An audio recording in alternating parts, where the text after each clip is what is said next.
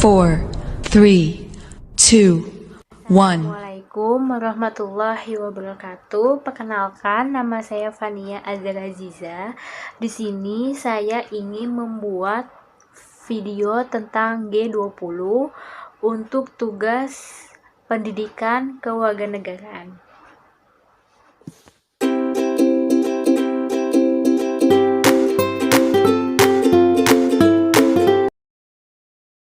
Apa itu G20 atau Group of 20? G20 atau Group of 20 adalah forum kerjasama multilateral yang beranggotakan negara-negara dengan perekonomian besar di dunia, terdiri dari 19 negara dan Uni Eropa.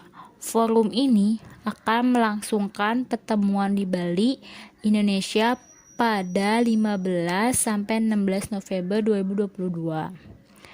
G20 sendiri merepresentasikan lebih dari 60% populasi bumi, 75% perdagangan global, dan 80% PDB dunia. Sejak sikapnya, G20 telah merundingkan isu-isu penting seperti penanganan krisis global pada 2008, pandemi COVID-19 hingga iklim.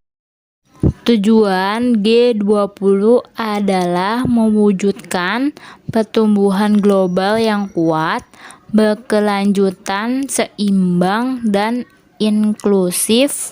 Indonesia akan menjadi tuan rumah konferensi tingkat tinggi atau KTT G20 pada November 2022 di Bali.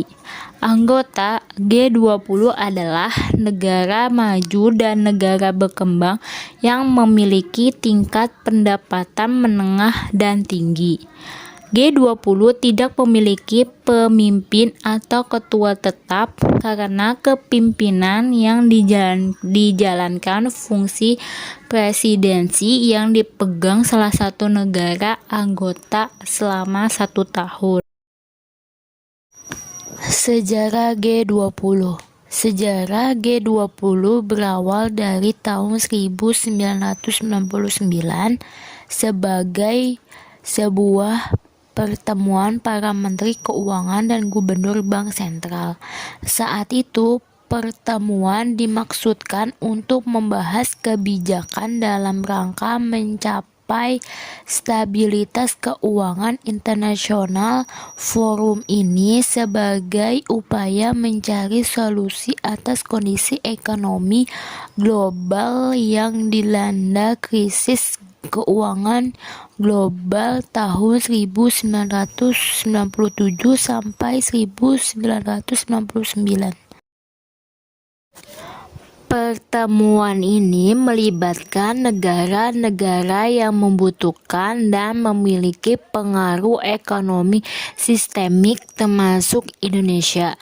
9 tahun kemudian, tepatnya pada 14 sampai 15 November 2008, para pemimpin negara-negara G20 berkumpul untuk KTT G20 yang pertama di Amerika Serikat.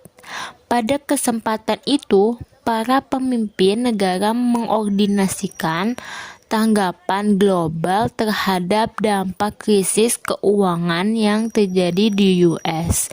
Saat itu, larangan mengadakan pertemuan lanjutan. Selanjutnya, profil anggota G20.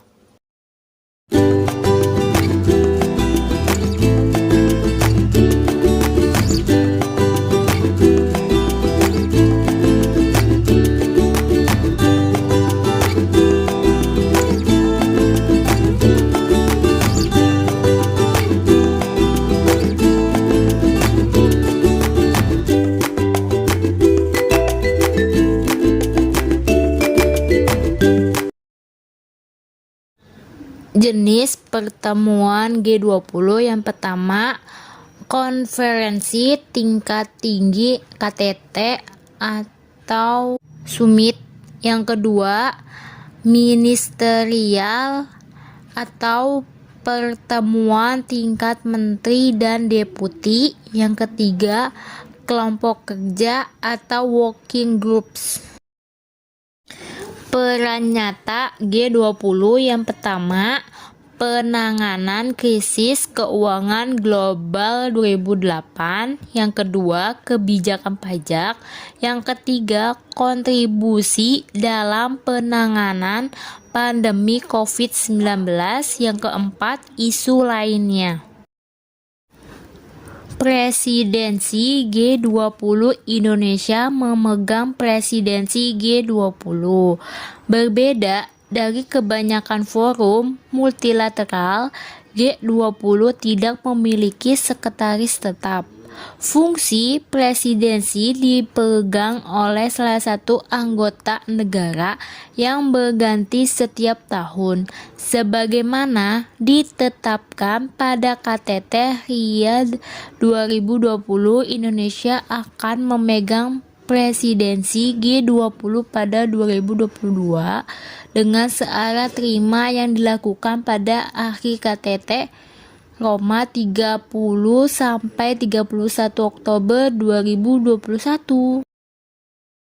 Manfaat sebagai presidensi G20 atau Group of 20. Yang pertama, berlangsungnya presidensi G20 di tengah pandemi memberikan persepsi yang baik atas resiliensi ekonomi Indonesia terhadap krisis. Yang kedua, dengan menyelenggarakan presidensi G20, Indonesia secara tidak langsung merepresentasikan negara berkembang lainnya. Yang ketiga, Indonesia menjadi fokus utama perhatian di dunia, khususnya bagi para ekonomi dan keuangan. Yang keempat, Indonesia dapat menyusun agenda pembahasan pada G20 yang dapat mendukung dan berdampak positif dalam pemulihan aktivitas perekonomian di Indonesia. Yang kelima, momentum presidensi ini hanya terjadi satu kali setiap generasi plus 20 tahun sekali dan harus dimanfaatkan sebaik mungkin untuk memberi nilai tambah bagi pemulihan perekonomian Indonesia. Yang keenam, G20 di Indonesia dapat dijadikan sarana untuk memperkenalkan pariwisata dan produk unggulan Indonesia kepada dunia internasional, sehingga diharapkan dapat membantu dalam menggerakkan perekonomian Indonesia. Berikut adalah produk domestik bruto atau PDB dari anggota G20 yang merupakan negara-negara dengan kekuatan ekonomi besar di dunia. Yang saya hormati, kita telah tiba pada akhir dari KTT G20. Sekali lagi saya mengucapkan terima kasih.